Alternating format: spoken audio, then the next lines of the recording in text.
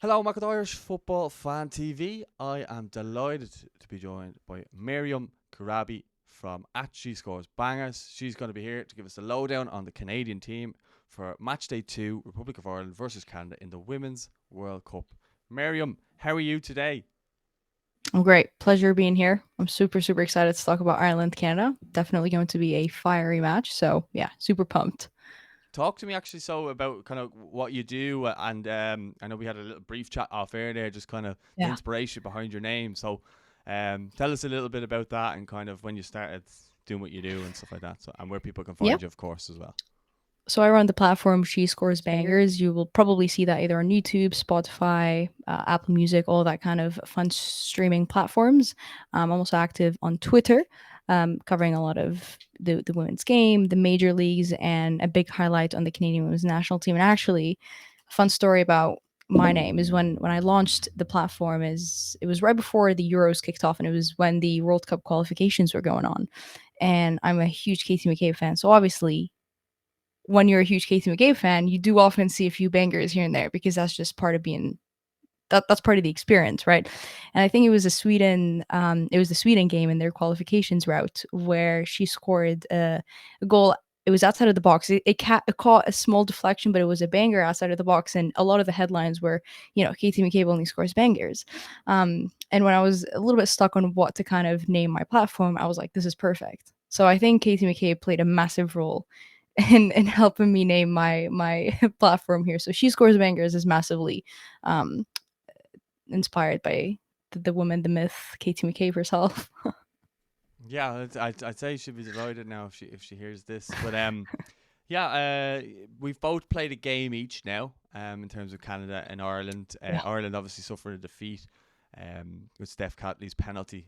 Good performance from the Irish team. Just Yeah. unlucky that I suppose we sit in a little bit too much and just trying to absorb and catch the opposition. Then maybe on the counter, we're a bit predictable. I would say, in terms of our approach. Um, but did you get much from the game? Did you get to see the game? Or did you just see maybe the highlights? Yeah, no, for the Australia Ireland, of course, I had to catch that one, and I was really interested to see how they match up, and I think it kind of caught a lot of my expectations in terms of Ireland for me are like one of the most physical European teams. Like it's hard to think of another European team that comes in as physical and as aggressive as Ireland. I think maybe Germany has a different style to that, but also come with massive physicality and like they just want to fight it out on the pitch. And with The Australia, they Colombians face a might lot of disagree with that. the Colombians might slightly disagree, yeah.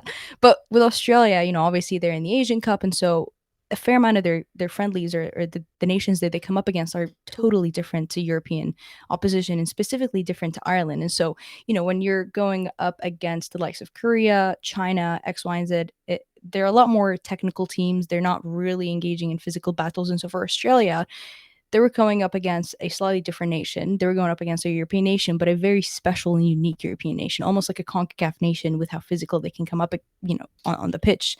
And so for Ireland, this was going to be a very fun matchup because they were going to impose their physicality. And I think when Australia was caught in a lot of challenges, and obviously there's plenty of duels, it was a very transitional game where one team would lose it, they'd counter, or the other would counter, but both teams had really good defensive lineups, I thought, and showings. So I really enjoyed the physical aspect, and I think Australia maybe didn't expect it to be that much. Again, given the the Colombia events a few days prior, but yeah, like you said, I think it was a good performance, a positive performance from the girls in green. Like you said, probably sat deep a little bit too often. Maybe should have been a little bit courageous or snappier on the counter as they flooded more numbers in. Um, but yeah, it was a massively transitional game with both teams really good defensively, but not as good on the counterattack. Similar story for Australia, had it not been a very close penalty, which is a quota we've seen throughout the World Cup already, penalty after penalty. It could have been somewhat of a draw because both teams was swinging pendulum of momentum. Neither were really as sharp and as tough on their counter, but both of them were really good in the back. So I think a quite close game actually, and they would be taking a lot of positives away from it. Yeah, no, I'd agree with you there. I thought we were unlucky not to snatch a draw towards the end of the game, and we really pushed on towards the end, the last 20 minutes, and players like Abby Larkin coming off the bench and becoming our youngest World Cup appearance maker. Those, After that, so her and Izzy Atkinson coming off, and Lucy Quinn coming off the bench, and they really mm, made a difference. And I think maybe if we can find a way to get Izzy Atkinson in that team as a on that left hand side, and maybe find a way to push Katie up, I think then we could be a bit more of a presence in the next two games. I don't know whether we'll do it against Canada, because I think mhm. I obviously think Canada are going to be a dangerous team for Ireland. But I know you've been kind of a bit frustrated with the way people have been speaking about the Canadians, and Yeah. I suppose writing them off in a certain sense. And there's some issues going on with I think the Canadian government, sorry, the The federation, not Federation, the yeah. government. So you want to give us the information on that?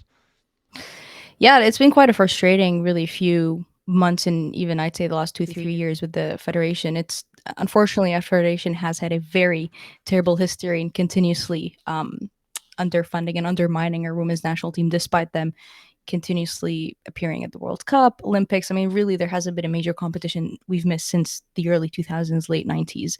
So it has been a constant build of frustration seeing fundings being cut, players really just not being heard. And at the start of the year, the players got, or the staff and one out of the women's national team got that they were getting their funds cut, which is exactly not what you want to hear going into a World Cup year, because you've got camps to prepare, you've got friendlies to want to make sure to put together, and really you want to make, if anything, it's a World Cup year, you want to hear that you're getting more funding than more than anything.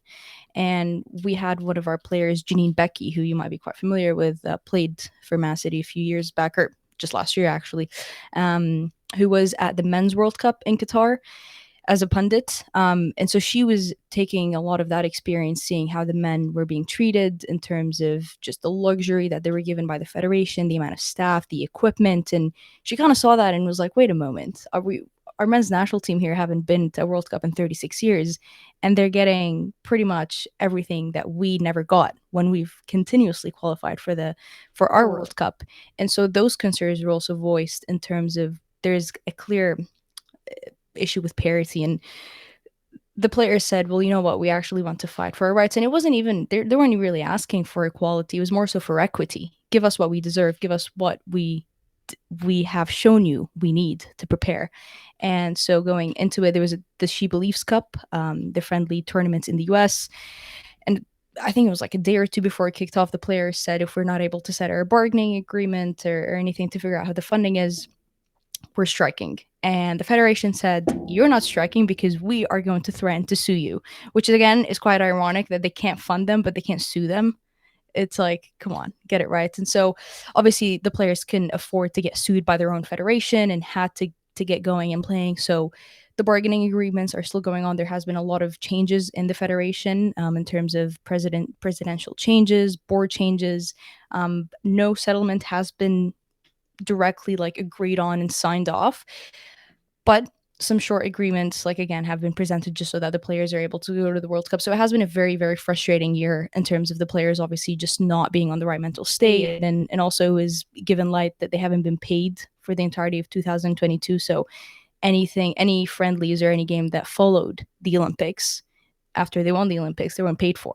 And I think if you're showing up to work and you know you're not getting paid for it, you probably wouldn't be doing the best, which is kind of what we saw in the She Believes Cup. Like, not only were they again threatened to be sued, they knew they had been paid in like about a year, and it was just chaos all over off the pitch. So hasn't been the best year on the pitch and off the pitch for the Canadians, but I think it's hard to suggest how they would be having a good year on the pitch when you've got all that mess going on off the pitch. Yeah, but do you think just because they're not getting the recognition obviously from the federation, but at the same time, I can't imagine that they're down tools because it's a World Cup and because it's their country. They're still gonna try to play to their best abilities. Mhm. As I'd say, most nations will. I know Nigeria having issues as well. I think they were talking about boycotting games and stuff like that. Yeah. Because of the frustrations there. Well, why do you think these things are happening? It just seems to be between that and then the silly media headlines. It's just, yeah, quite a frustrating. Like, it doesn't seem to be a World Cup where anyone's actually talking about the actual football. Yeah. It is really, really frustrating. And I think you log into, if you just put in like World Cup, Women's World Cup, and you hit news on your Google, Often a lot of these headlines are going to be, the Jamaican women's national team setting up a GoFundMe, or Zambia still dealing with a head coach who's an accused abuser. And I wish I could answer as to why that continuously happens. Like, that is the $1 million question of federations unfortunately still not recognizing the potential of what their women's national team could bring. There's always an emphasis on the men's national team, and it hurts me to see the federation's flaws only come up when there's a women's national team event going on. Like, I don't recall a major story about a federation not treating their team right come up at a men's World Cup, or even that a federation is struggling to produce any kind of money, because all of a sudden they've got floods of money when the men's teams are going on. But you turn your head to the women's national team, it's like, oh, we're struggling to put anything on the table. That doesn't really add up, and it it's so frustrating because the women's national teams have continuously showed up and said, no, we're good enough for this. Like, again, looking at the Canadian women's national team, they don't have to prove anything to their federation, with nothing and with no expectations and with zero support. And I will literally go as far as to say zero support from the federation. They went on and won an Olympics gold medal. Like, it is so frustrating to see the fact that your team just came back with a gold medal and you still do not believe in the team. So it's a lack of vision, it's a lack of belief, it's a lack of trust in the game, and it's a lack of care of just not wanting to put something that could possibly hinder the men's, which is continuously just so absurd. And it's like, when will this not be the case? I don't know. Yeah, but like it's just it's. I look at it and I'm just like, Ireland have had their issues in the past where it's been, they weren't able to get their own tracksuits and everything like that. That's going way back, and now the Yeah. actual Irish team have been, they're really backed by the federation now, almost more than the men's. Like the women's team actually have a sponsor, and the men's team can't get a sponsor. So there you go. Like Sky TV have sponsored the women, and Cadbury's got on Mm. board as a sponsor as well. And it seems to be the thing that everybody's gravitating to. Irish women's football is on the rise over here at the moment. Obviously, with the Mm. World Cup, that's helping, and there's big campaigns to kind of back women's football and back, I suppose, making sure that the women's games are televised, all this type of stuff, and they're trying to make sure that even the National League back home, which isn't that big at the Mm. moment, that they're trying to actually make sure that that's getting coverage too. So our federation's actually gone the opposite way to maybe the Canadians, and we haven't really achieved anything to date other than just recently qualifying for the World Cup, which has been the biggest achievement to date, and that's hopefully the catalyst now to bring more Mhm. success, and that, and really celebrate the national team. And I think other federations can take um, some of that on board. I mean, I'm not saying that the FAI are perfect by no stretch of the imagination, because they've Yeah. got so many other things wrong. But I think on this one, they've got a lot of things right with the national team. Like, but the only problems we're seeing from the Irish women's team is just the silly headlines and just the constant bombardment of outside noise, rather than the actual Mhm. football side of things, where you want to think like, there's a World Cup here. Let's talk about World Cup things. Let's not talk about Ruisha Littlejohn not shaking the hand of an opposition player. Um, it's not really that big of a deal. There might be Yeah. some sort of background to it, and might be a juicy headline, but it's, why can't we just talk about the actual football itself? That's what Agreed. frustrates me. No, and I know you said maybe one of the only major achievements that the team has had so far is a World Cup qualification, but I think that within itself is a result that speaks to the federation funding and the federation support. It's almost like you mentioned, like the federation is putting out a minor tutorial of, you fund your team a little bit, you put a 5-year plan, because this isn't come easy. Like, obviously their next plan is to get themselves in Euros, Yeah. which probably is pending. You fund, you support, and you kind of listen to the players. What you get is progress and positive results of qualifying to a World Mm. Cup. You're saying there about, listening to the players and stuff like that, and I think that the FAI did do that, and Seamus Coleman, obviously the Ireland men's captain, and Katie McCabe came together, and they actually, made sure that it was, that they were going to be a, how would you say, they were going to go with the equal pay. And Hmm. since then, it's just skyrocketed things. And you mentioned about the team looking to get to the Euros. Like, we did a media day a few weeks back, and speaking with the players, and I know Denise O'Sullivan, who's be a big player for us, and she was highlighting the fact that, this is hopefully the start of regularly qualifying for international competitions like the Euros, like the Yeah. World Cup and stuff like that, and giving fans something to look forward to in the future. Which should be the good headlines that you hear about. Yeah.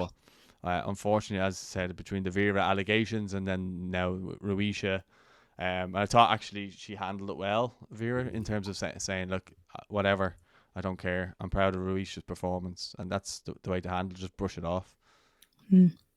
Probably the best response to do it, really.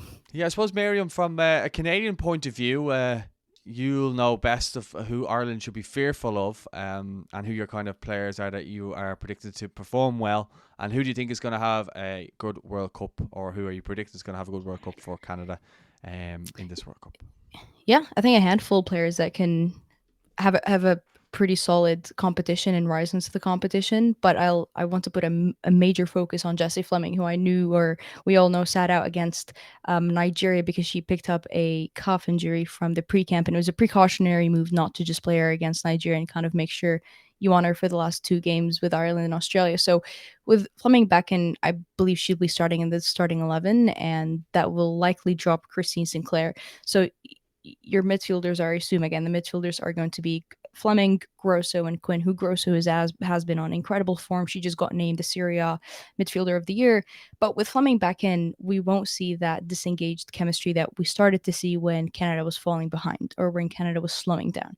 Because Fleming adds in a lot of movement. Like you look at her work ethic and that movement that she covers into the midfield, she's everywhere. She's literally everywhere. And Brett Friesman loves to keep her midfielders moving together in very like short spaces. Like you watch that Canadian midfield, there's barely any long passes. They do not do any long passes.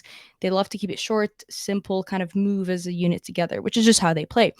And with Fleming coming back in, she's a lot faster than Christine Sinclair. She's a very creative number 11 that has sorry, not a creative number 11, a very creative number 10 that has been proven to be such key for how Canada plays up front. So with Fleming back in, I expect to see a very, very dangerous midfield. And Grosso is going to be a player, again, that I just said is on form, that will have a pretty good game because she knows how to play physical. In Italy, she's done that. And she kind of reminds me of like Kim Little, of just knowing how to calm down that midfield. And when you're playing against Ireland, obviously, who just love to pressure and love to press, you need a player like Grosso. And once you are able to beat that press, or able to beat those dangerous physical battles and duels that are coming into you, once she's able to relieve that pressure, she'll be able to connect with the likes of Fleming. So I think those two are going to be really key in the midfield, and Ireland will want to make sure they lock them down as much as they can, and Canada will make sure to move around as much as they can to tire Ireland a little bit and kind of put them out of focus. Another player that I assume is going to have a really good game and was one of the best for me against Nigeria is Ashley Lawrence. Just signed for Chelsea in the NWSL, or sorry, WSL, not in the NWSL. Um, who I will also assume she's going to have a lot of battles with Casey McCabe. But she's so two-footed, really fast, very good on the overlap. We saw her combine a lot with Adriana Leon, who pleasantly surprised me with how good and how just how much and how many balls she was inviting, because we haven't seen her play really at all. She hasn't played like over 100 minutes this entire season. So for Ashley Lawrence, regardless of who that winger she's playing up against, whether it be Leon, Lacasse, Deanne Rose, Prince, whoever kind of winger she comes up with, I don't think she will change any of her game, because she'll continue to overlap. She'll continue to invite duels. She's got really, really good one-on-one skills, which again is something that Ireland also love to invite. That I think Lawrence is going to be another player that you want to 2-3 double mark, kind of how they did with Caitlin Ford. I feel like they double, triple marked her very often because they know how dangerous she can be coming on from the flank. So Ashley Lawrence for me is going to be vital. Obviously, in the back, we've got a pretty good defensive line, a line that you also are going to fear. And I think Chloe Lacasse, she's a player that has a ton of energy, really creative, and comes in with so much spark. She's kind of chaotic even on the in the box. I believe she's also going to start, just given how bright she looked like in the past 10 to 15 minutes. And against Ireland, you want to start quick. There's no time messing about. There's no time starting slow, no time testing the waters. You have to get to it fast. And I think Canada, they need to start really good, given how underwhelming that Nigeria game is. So Chloe Lacasse is also going to be a player that's going to cause a lot of chaos. And Ireland needs to be really careful not to do any sloppy mistakes. You don't want to give away a penalty. Chloe Lacasse, close her down. Do not give her much movement, because she's a proven finisher the past 2 years, has done it on the big European stage. I'm not afraid. I wouldn't be surprised if she does it again here. So Chloe Lacasse, Fleming, Grosso, and Lawrence are probably the few of the many players that Ireland will really need to be studying and making sure they don't get much service. What about you? Any big fearful names we should be afraid of now? So the obvious players that everyone, that roll off the tongue for Ireland as our dangerous players are Katie McCabe and Denise O'Sullivan. But I do think like Louise Quinn was absolutely brilliant against Australia. I thought she was a real um, just absolute stalwart. Niamh Fahey as well. I thought the two of them together were excellent, and Megan Connolly in the back three. Megan Connolly's traditionally a midfielder, and she's been put into the back three just because she's reliable, and also she's really good from set pieces. A lot of our goals come from her, from free kicks, corners, and so on. She's a brilliant right foot on her. So they for me, and then you've got like players. I still believe Abby Larkin could get some more game time. I thought she really came on and helped change the game against Australia. I think she could be a player that we could be looking at, maybe coming off the bench again against Canada for trying to get a late goal or something like that. Because I think we have to get a result in this game as our Ireland if we want to get into the next round. We need to get a result here and against Nigeria. So like my thinking is that we'll likely play for a draw against Canada and try to go all out and win against Nigeria. I think that's our best bet of trying to get to the next stage. Mm. Whether we can do that or not, we will remain to see. I can't speak. Yeah. And I think it's gonna be interesting. I think Yeah. if we can manage to frustrate Canada for the first half, we'll end up having a good game. I think if Canada score early, we could be caught on the hop there a little bit. Yeah, another player I actually want to add on is probably like Amber Barrett. That's a player that has been a hot name in Canadian media of a player that we need to make sure to hold. Obviously, she didn't get any game time against Australia, but there's been a lot of talk of making sure that Kadisha Buchanan and Vanessa Giles, again, the center back pairing that I thought also had a great game. So Amber Barrett comes in and causes chaos, like quite similar to Lacasse even, and she's a proven finisher for Ireland. Like I was quite surprised she didn't even come on for Australia. So she's a player that I know I've heard there's chatter going around making sure they need to hold her down. Does she come on the pitch? But yeah, I also think set pieces you bring up is quite important. Like Canada, and I'm not even going to disguise this. Like we have not scored proper open play goals in quite some time. Like it's been months, and now it's going to be a battle of making sure like capitalizing on set pieces against Nigeria. I believe we had about 16 or 17 set pieces between corners and free kicks, and we were not efficient in practically any of them. Like we didn't really get closer.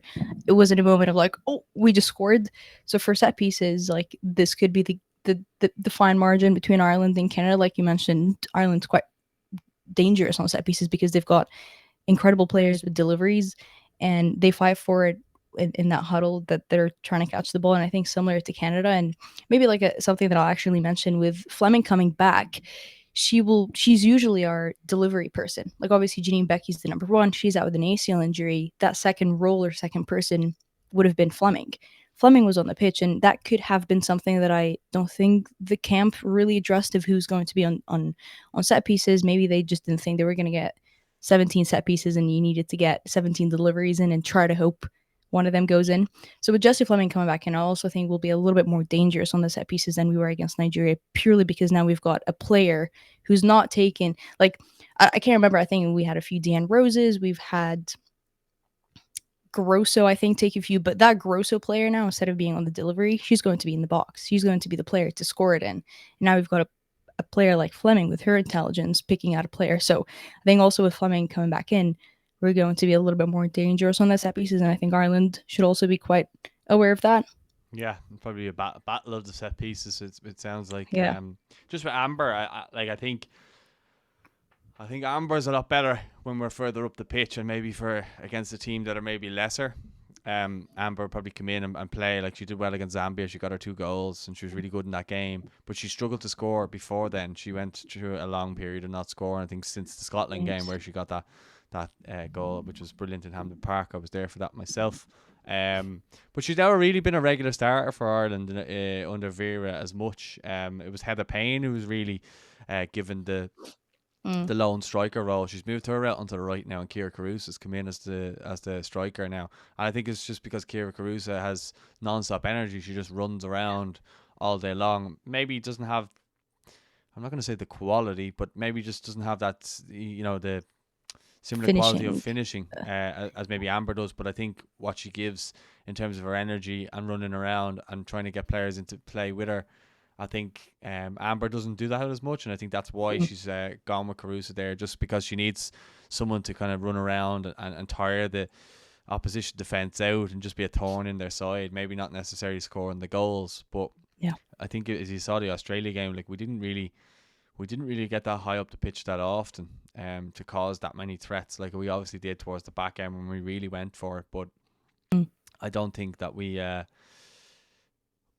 really showed a lot of quality going forward, and we do have quality players, so it'd be nice to see them maybe try and get a chance to express themselves a bit. And as I said, if maybe someone like Izzy Atkinson could come in and Yeah. if that pushes Katie forward, then you might see us maybe have a bit more of a presence going forward, where we can trust our kind of defense and wing backs to kind of let our other players, flounder like Denise and like Katie, and then maybe get some balls into the box for Caruso to try and score. Who knows? That's what I think. But I think, and if that is the case, then if we do get Katie, maybe higher up the pitch, then you might see Amber, because it might mean that we actually have a focus on being up the pitch a bit more. Whereas against Australia, we were literally backs against the wall for a lot of the game. Yeah, I think both teams actually had similar struggles like in that first game. Like they had a great flurry in the last 10 to 15 minutes of getting really close, and really that was their best bit of creativity and dangerous work. Where there was just not enough ruthlessness, and both teams are going and making sure that is fixed. Same thing with Canada. Like obviously Evelyn Vienne's another proven finisher, not specifically for Canada, just because she's been rolling in quite recently into the team, but her too, very similar to Amber Bear, where she can finish and she's like just deadly on the shot.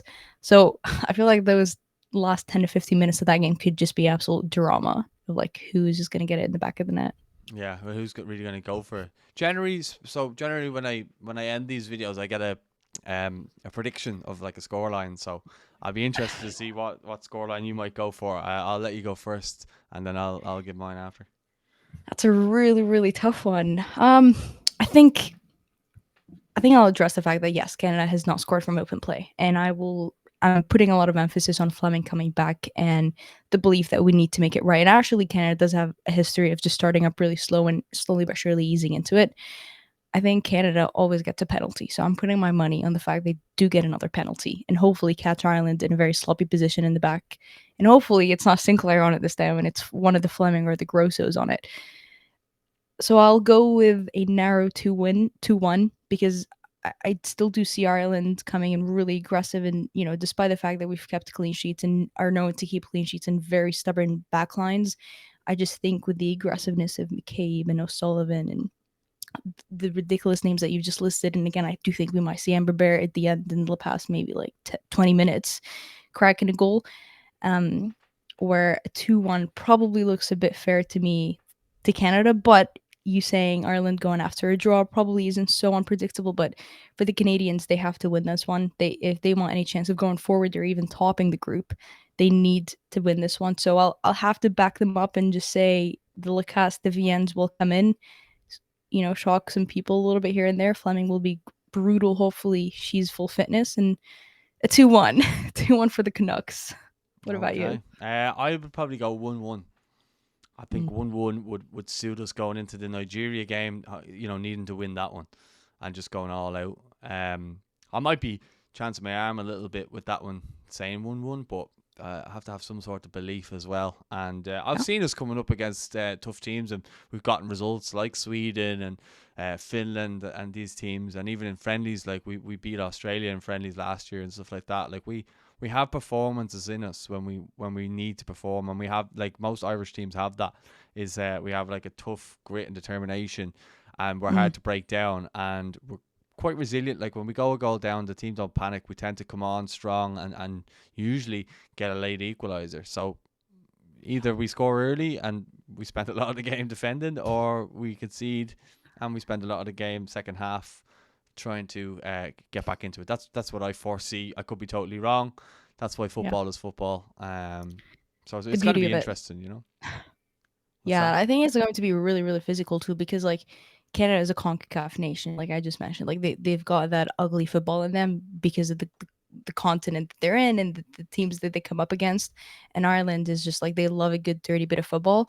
So I think that one is just going to be hopefully no injuries, but just a ton of fouls. And like we previously mentioned, and you really said it, this is going to be a game of who gets the set pieces. There's going to be a lot of fouls and there's going to be a lot of set pieces in there. It's going to be who has drilled the most efficient set pieces that could win it. And you know what? Those 1-1, 2-1 could be all set pieces that we're talking about here. Yeah, well, I do think as well, like you saw the game against Australia and it was very feisty. Katie McCabe and Razzo getting Mm, into it for a large part of it. I think Ireland will go at that the same way and just trying yeah, to wind up the Canadians. But I think, yeah, like the Australians, they showed that they were a master of the dark arts. You saw how Razzo actually won the penalty by kind of leading Marissa Shiva in, and then just as soon as she put her arm on her, she was down. And like it was a yeah. penalty. It was a bit soft, but it was a penalty. I mean, if it was your team, you would be annoyed saying it should have been a penalty. So she played her well. Um, but I think Marissa Shiva now she'll be looking to make up for that as well. So you could see a really big performance from her and Sinead Farrelly as well, who we actually didn't speak about earlier. But I think Mm. these are players What as a well. story. Yeah, so these are players as well that come in and maybe make a difference. But yeah, so it's going to be interesting. Anyway, I have had you It on will here. We've be. had technical issues and so on, so you've been on a bit longer than you probably should have been. So I just want to say thanks very Not much an for your issue. time. And Thank you so much. yeah, I let you give your YouTube channel and Twitter account as another plug there if you like. So fire away. Yeah, on YouTube, you'll be able to find me at She Scores Bangers, exactly like how it sounds like. On Twitter, it is She Scores Banger, so not a plural, tricky words, but just a She Score Banger. If you plug it in, I'll be able to pop up. I write occasionally for Canadian Soccer Daily and other kind of freelance work here and there. It's not all just Canadian work, but an emphasis on Canada and the players that are playing abroad. And yeah, plenty of women's football chats, contents, discussions, and a lot of hype for the Irish girls on my channel for sure too. Well, there you go, guys. If you are in any way interested, make sure to check out Miriam's page at She Scores Bangers. And yeah, Miriam, huge thanks for coming on, and best of luck in the game. Of course, may the best team win. We all have our allegiances there, so we'll be against each other in that one. But yeah, enjoy the rest of the World Cup, and hopefully we will collaborate again in the future. And thanks again for your time.